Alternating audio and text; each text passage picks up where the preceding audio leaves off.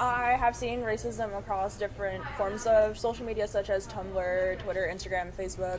A lot of people, especially during the election, would get into arguments, especially extreme lefts and rights. You would see alternate right people and white nationalists argue for Trump and hail the Confederate flag, and on things such as blogs for like Stormfront, which is the major white supremacist blog, they will literally hail Hitler and openly say their racist views, say black people should die, and other things, call them very harsh names. And it's just a problem that obviously hasn't gone away and will continue to grow as long as the government doesn't do anything about it.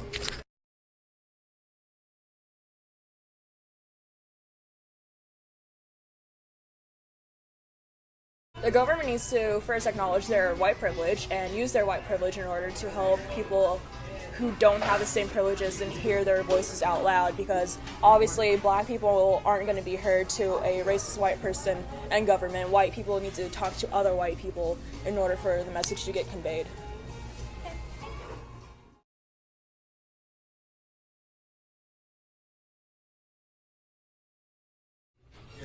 I see a lot of racism on social media, but there are also a lot of ways to combat that. Like, I see a lot of Black Lives Matter pages, and I see a lot of things that just motivate people and make people feel like they're welcome, you know? Like, it's like racism does not define who they are. Just because someone does not like the color of your skin doesn't mean like it defines you. Like, you're defined by your head and your morals and whatever it is that you bring to the table.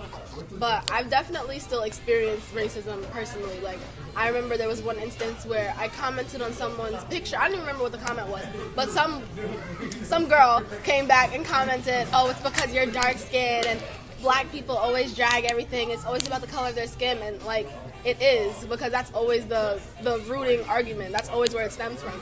So it's still present, but there are definitely more ways to like combat it way more now than like in the past.